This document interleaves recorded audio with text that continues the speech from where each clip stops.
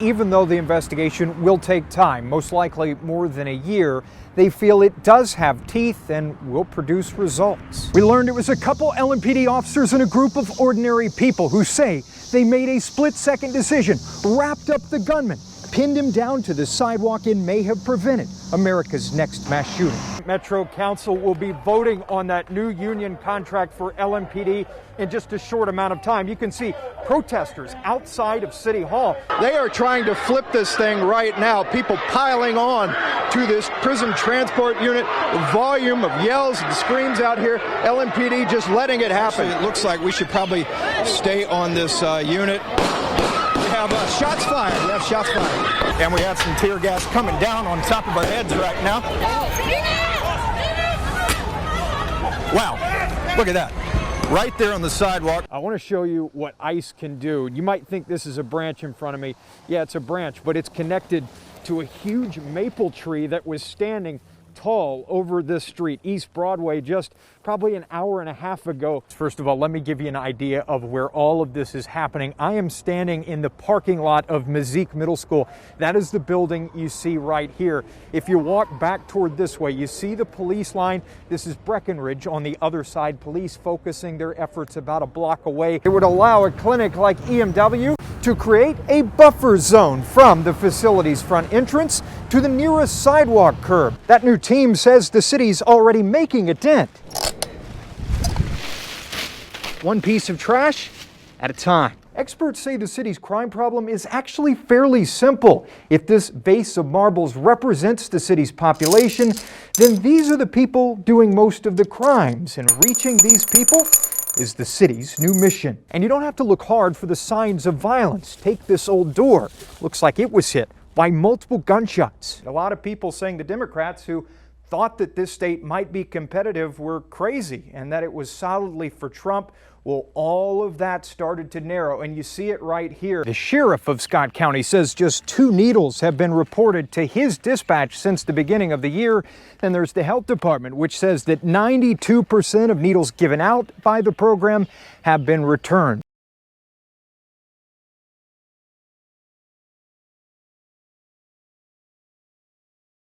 We have seen more than 4 months of protest in Louisville, but on night 120, we are seeing something different. And we hear some pops in that direction, which would probably be gunfire.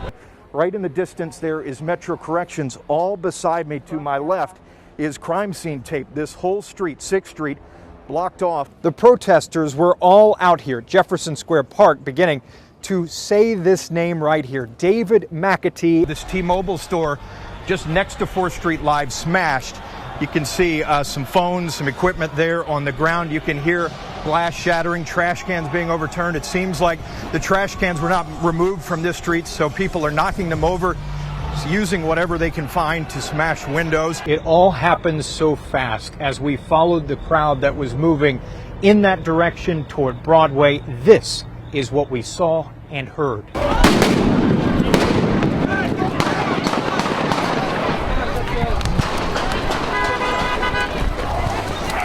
And you see it right there. It was chaos with people trying to find cover, people running behind those buildings, checking their friends, family members out here with them, making sure they were all okay.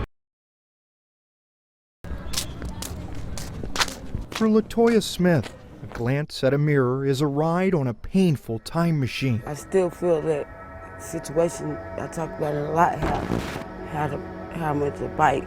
It's like a pit bull locking on you, you know what I'm saying? You can't do anything.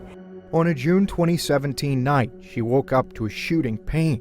According to police, someone sexually assaulted her, then bit her above her eye, removing a large chunk of her face. He ripped my eye, about an inch perimeter around my eye. I have my eyebrows gone. I have to draw my eyebrow every day.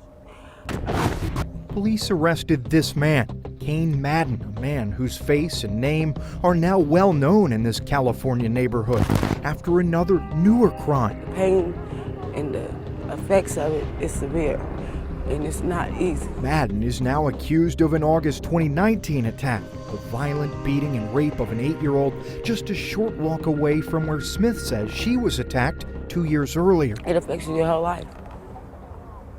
Your whole life. Smith agreed to share her story for one reason. There's a chance Madden will soon be set free, just like he was in other cases, including hers. If he's not able to do the time in jail, he needs to be in a mental institution. In a mental institution. He should not be let free. As WDRB has exposed, over the years, Madden has been hospitalized for mental treatment against his will, but is released every time he no longer qualifies for that treatment, as dictated by a strict state law even the state admits is broken. Friday, that vicious cycle could continue when Madden's defense asks for the case involving the 8-year-old to be dropped. I forgive him, but he needs to be put away. I think he needs to be put away. Smith says the system already made her feel violated twice. I feel more violated that he was released than I feel about him doing it. She hopes the 8-year-old won't experience that same second dose of pain. We've been together for 27 years. Bobby Sue Larimore and Sean Bowling are partners for life. 2 heart attacks, And 3 strokes, yeah. Both live in Clarksville, both work at the same factory in New Albany, and both require the same arrangement to get to work. TARC 3, TARC's paratransit service for physically and mentally disabled riders. I cannot drive no more due to my health conditions. I have seizures, grandma and the petit ma. So I need TARC 3. Last year, they gave TARC 3 a good grade. B++++++.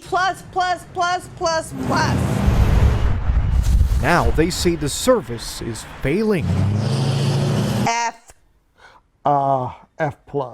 In this committee meeting, TARC and its partners apologized to Metro Council members after a sudden and widespread service disruption in early February left some riders stranded. It was horrendous. The owner of our company said in 46 years of being in business, it was the worst service he had seen. But TARC said now just 1% of its riders are disrupted daily because problems have largely been fixed. Disagree. I disagree there. But Laura Douglas, one of the 2 new interim directors of TARC, promised more change. We are focusing in on the problem, and we do intend to resolve all the issues. And she's also trying to put out another fire, too, after Metro Council voted to investigate TARC because several women allege the now former executive director sexually harassed them. Whatever happens next, these riders hope the TARC of tomorrow will be better than the one of today. We need TARC back the way it was. The aftermath still everywhere. There are tree limbs down. There's of course a hole in a roof now tarped up. And there are 2 homeowners still trying to comprehend just what they survived. Thank God nobody got hurt. That's the main thing. A quiet afternoon, interrupted for Robert Huffman and his wife Latondra. And all I heard was a boom. Boom! Just a big, loud sound. I thought it was the end of the world. Around lunchtime Wednesday, a 105-foot crane trimming trees in a neighbor's yard toppled onto the Huffman's roof. First, I thought I was going to come out and go see a tree that laying up on the roof, but it was a crane.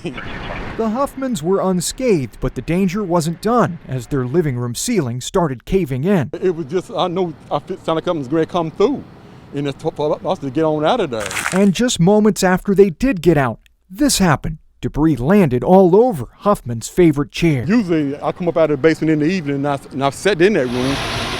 Eventually, the crane owned by Purcell Tree and Crane Service was lifted from the house and somehow able to drive off. The Huffmans, meanwhile, are left with a mess. We just put this roof on there a few years ago. That's my retirement home. But even though part of that home is now crushed, their spirits are not. Things happen, you just never know what to expect. You know, from day to day, you don't know what's going to be next.